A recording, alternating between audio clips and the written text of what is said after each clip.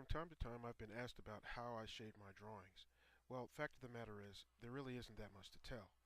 What I do is actually rather simple. In fact, I'm sure there are a lot of others who do the same thing and do it better than I do.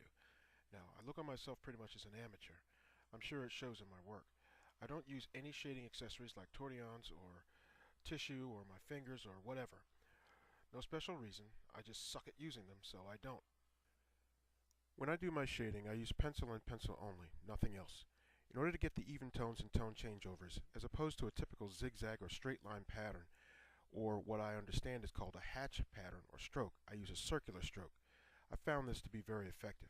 It has afforded me control over how even any tones turn out in my shading. I've had it mentioned to me that there is something of a textured appearance to my shading. This is usually because of the grade of paper that I use, but when I use smoother papers like smooth surface bristle, the textured appearance is the result of the stroke that I use.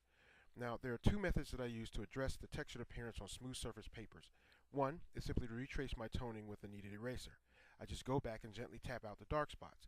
The second is to pre-shade with a lighter or harder grade of graphite. Then I go over it with the graphite that I want. When my shading requires extreme tones, I simply change over the grade of graphite by overlapping each successive grade from light to dark, or vice versa. When you're changing the tones, it's all about pressure. To make it a smooth changeover, you want to adjust the pressure you use when you change the graphite, say from HB to B, so that where the grades meet, the switch from one to the other is invisible, or at least as close to that as you can get.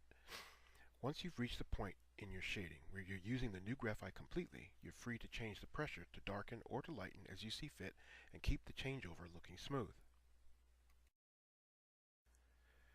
That's really about all there is.